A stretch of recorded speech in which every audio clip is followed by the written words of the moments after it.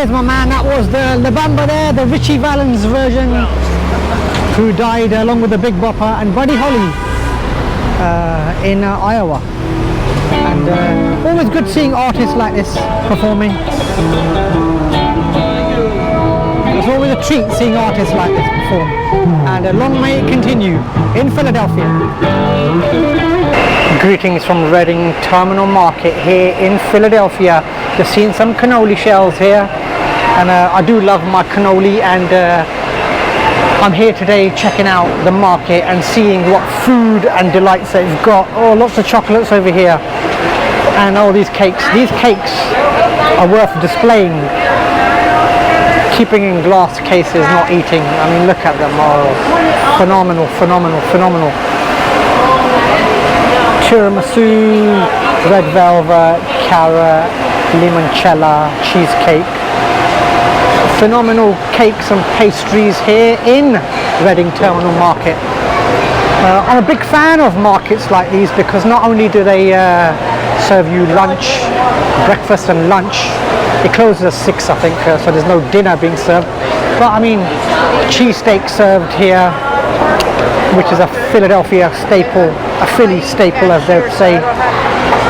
Ever since I arrived here, people have been going on about the Philly experience. Philly at night, Philly at day. But just at Reading Terminal Market, we've got pizza over here, pizza by the slice.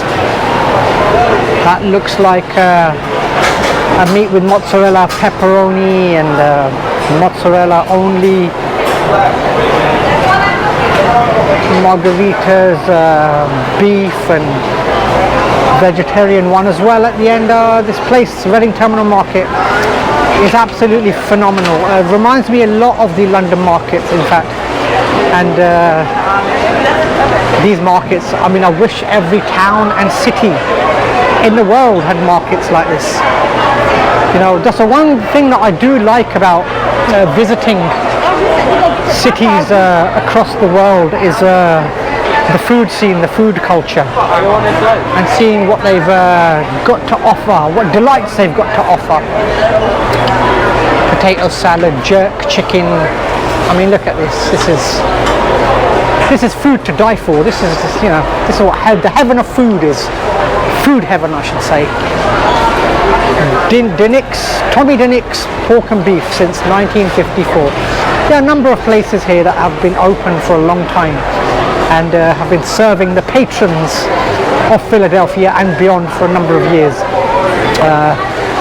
It's like I said, you know, when you come to a city and sample a food market, there's nothing like it. One of the things that I always say is, you know, Western countries aside, I love visiting, you know, the developing world countries, because the street food and the food scene in those is something else. And I always say that in the West itself, you know, we have food markets like this. Just trying to think of the ones that we have in London, like Mercato Metropolitano, Camden Lock, Borough Market, Spitalfields, and the food that they serve there is phenomenal. And Reading Terminal Market reminds me a lot of a mix of those markets, in fact. You know, you've got fresh produce here, bakeries serving bread, bagels, donuts, cakes, and other delights. I mean, they've got different types of loaves, cinnamon buns, cakes as well over here, bagels, muffins, and all sorts of other pastries as well. You know, this is making me hungry. It is lunchtime actually here in Philadelphia, and the customers are here in their droves. Country style breakfast. This is an Amish place by the looks of it. The Amish are very a well-known community. Actually, there's a town not far from here, I think, that's associated with the Amish community. I never used to know about the Amish community many years ago, and a few programs with them showing the community how they are, how they live without technology. And particularly one thing that I do did pick up on was their cuisine. Their cuisine actually does look phenomenal. They are famous for their food, and any community I think that is renowned for their food, I get on with, because food is one of the things that I go and hunt down whenever I'm in a new location, when I'm overseas, hunting down for food, finding out what the cuisine is like. And in Reading Terminal Market itself, we've got a cheesesteak here, Spataros. I did actually eat here before, and just want to find something different actually today. Not quite sure what to have today. I fancy a burger as well, but the lines are actually quite long, and I'll end up probably wasting a lot of time here, and I want to visit Philadelphia. Sightseeing is what I'm here for, as well as the food. I mean, they go hand in hand, I guess. I'm just trying to find something different that I can eat, something maybe that I haven't had before, or something that I have and just want to see what it's like here. Vegan deli. That's the one thing I haven't been able to get into, this vegan malarkey. I haven't been able to get into that scene yet. Maybe I'll be convinced sometime, but maybe not. Smoothies and milkshakes and yogurts, and what else have they got? Korean style corn dogs. That does sound interesting. Chorizo fries. So yeah, 11 till 6, so 6 o'clock the market closes, and so there's no dinner service here. Cured meats, freshly prepared meats, cooked meats I should say. There's a bar here as well. A taste of the market. Molly Malloy's Kitchen and Bar. Philly classics and new flavors. I want to find out what these new flavors are. Cheeses. Different types of cheeses in the market itself. What have we got? Krabby J. Cheeseteak Bay. Ghost Pepper. What other fantastic names have we got here? Looking for another quality name. Let's have a look. What else is interesting? I think the others are quite standard names. I like the Krabby J and Cheeseteak Bay. Never heard of those before. Interesting names here in Philadelphia. And we've got here more cuisine here. The sustainables. And friendly people here, friendly people. They say that Philadelphia is a city of brotherly love, actually. And one thing I have noticed, actually I had a funny incident that happened to me earlier this morning. I was speaking and someone said to me, what type of English do you speak? Are you speaking? I said, is it English? And to cut a long story short, I think this person thought that everyone in England spoke like John, Paul, Ringo and John. And I said, look, I can probably do a Liverpool accent. I do support Liverpool Football Club, so I'm familiar with the accent, but in the UK itself we have many accents.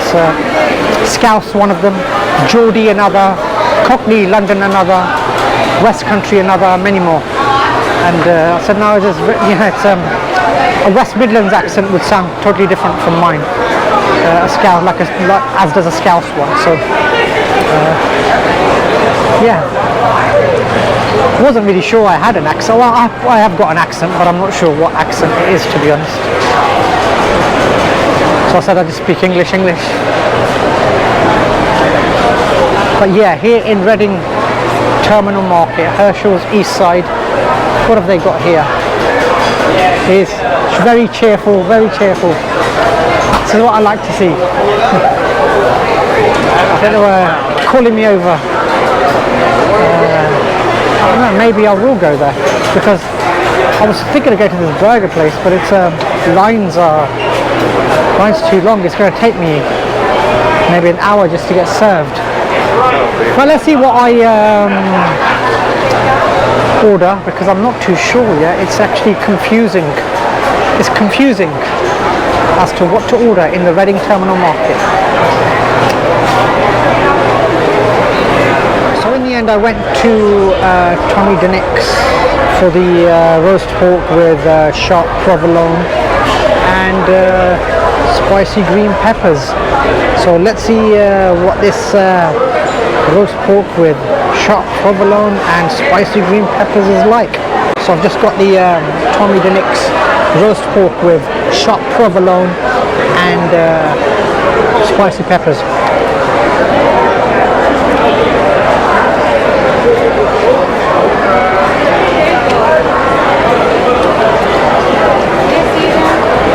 Oh, that spicy pepper has a kick to it. This has actually made it worthwhile. I think without the spicy peppers, I think that pork would be quite bland, but it's quite juicy. But the spicy pepper itself makes it worthwhile. It makes this actual dish. So Tommy DeNics, give that a go. They do brisket, roast beef, another variety of dishes as well. So give them a go. Tommy DeNics, I would say definitely the roast pork with provolone and spicy peppers. Give them a go, and you won't be disappointed. So give Tommy DeNics a visit when you're here. But I'm going to go and finish this, so don't disturb me any longer, because I've got this to get through, and the spicy pepper. So I absolutely blasted my way through Tommy DeNics roast pork with sharp provolone and green pepper. That's what I have to remember there what I had. So I ordered a red velvet cake from the pastry shop that I saw earlier, and I've been past it twice now, and I ordered carrot cake on my first visit, and I've ordered red velvet now that I'm here on my second visit, because you can't have a meal without having a dessert or a sweet dish. So I want to see what this velvet cake is like. It actually looks too good to eat, to be honest. So let's have a little go at this red velvet cake. Very creamy once again, and I think I know how this is going to end.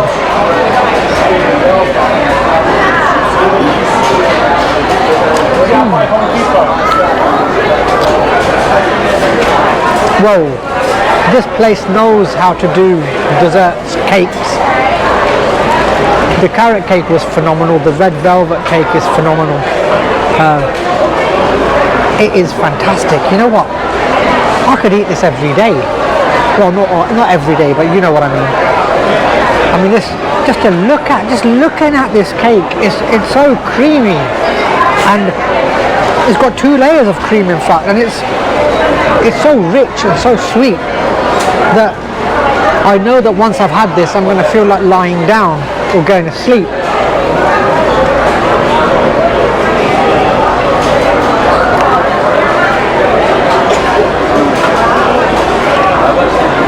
I haven't even got the words to describe it.